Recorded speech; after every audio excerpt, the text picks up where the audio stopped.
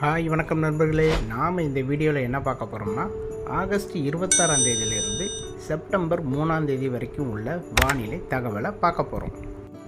தென்மேற்கு பருவமழை கேரளாவில் தீவிரம் குறைந்து காணப்படுவதால் ஆகஸ்ட் 26ஆம் தேதியிலிருந்து செப்டம்பர் 3ஆம் தேதி வரைக்கும் பகல் நேரங்களில் அதிகமான வெப்பநிலை இருக்கும்.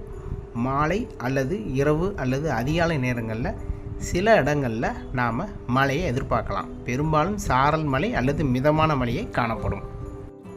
இந்த வெப்பச்சலன மழையானது ஆங்காங்கே உயரக்கூடிய வெப்பநிலை பொறுத்து தான் நமக்கு மாலை அல்லது இரவு நேரங்களில் மழை பெய்யும். சில இடங்களில் குறைவான மழை பெய்யும், சில இடங்களில் மழை பெய்யாமையும் போகலாம்.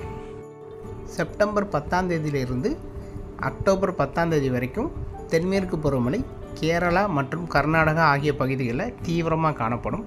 இதனால் தமிழ்நாட்டின் மேற்கு தொடர்ச்சி மலைகள் மற்றும் தமிழ்நாட்டின் மேற்கு தொடர்ச்சி மலையை ஒட்டியுள்ள மாவட்டங்கள், பிற உள் மாவட்டங்களில் நாம் நல்ல மழையை எதிர்பார்க்கலாம். அது எந்தெந்த மாவட்டங்களில் எந்த அளவு மழை பெய்யுங்கிறத நான் வரும் நாட்களில் நான் பதிவு செய்கிறேன். ஆகஸ்ட் 26ஆம் தேதியிலேருந்து வெப்பச்சலன மழை படிப்படியாக சில மாவட்டங்களில் பெய்ய தொடங்கும். ஆகஸ்ட் 27 அல்லது 28 வட மாவட்டங்களான சென்னை, காஞ்சிபுரம், திருவள்ளூர், செங்கல்பட்டு, வேலூர், திருப்பத்தூர், ராணிப்பேட்டை, திருவண்ணாமலை, விழுப்புரம், புதுச்சேரி, கிருஷ்ணகிரி, தருமபுரி ஆகிய பகுதிகளில் மழை அடுத்த லெவலில் முன்னேறி பெய்யும். எல்லா இடங்களிலும் மிதமான மழை, சாரல் மழையே பெய்யும். இதன் பிறகு ஆகஸ்ட் 29, 30 ஆகிய தேதிகளில் பிற உள் தமிழ்நாடு மாவட்டங்களில் ஆங்காங்கே மழை பெய்ய தொடங்கும். பெரும்பாலும் இந்த வெப்பச்சலன மழையானது மாலை அல்லது இரவு அல்லது அதிகாலை நேரங்களில் மட்டும்தான் இருக்கும். குறைவான மழை, அதாவது மிதமான மழை, சாரல் மழை மட்டும்தான் பெய்யும்.